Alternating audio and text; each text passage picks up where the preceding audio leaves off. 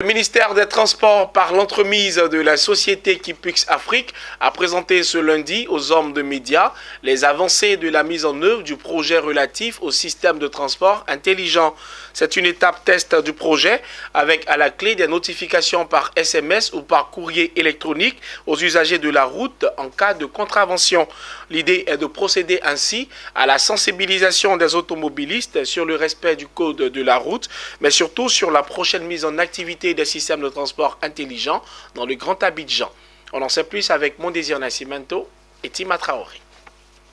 Afin d'améliorer significativement la sécurité routière, doter l'administration d'un système d'information sur les accidents de la route et mettre en œuvre la vidéo-verbalisation des contrevenants au code de la route, l'État de Côte d'Ivoire a déployé le STI, Système de transport intelligent. Un déploiement progressif dont la phase test de notification d'infraction a fait l'objet d'une conférence de presse ce lundi 10 mai 2021. Et le ministre, il y a quelques jours, au cours, il était l'invité de la rédaction, sans nommer le journal en question, a rappelé que les accidents de la route ont augmenté de 21%, le nombre de blessés de 37% et le nombre de morts de 79%.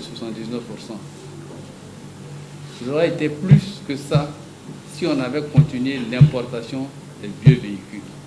C'est Ibrahima Kone, directeur général de Kipus Afrique SA, opérateur STI, qui a présenté le dispositif.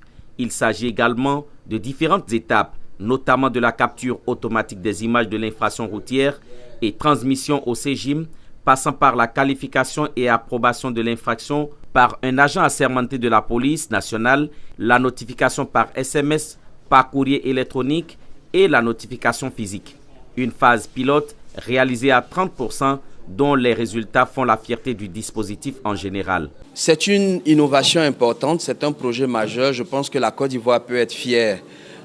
Comme je l'ai dit, il y a 2 cas de référence en Afrique de système de ce type, dans le Maghreb et en Afrique du Sud.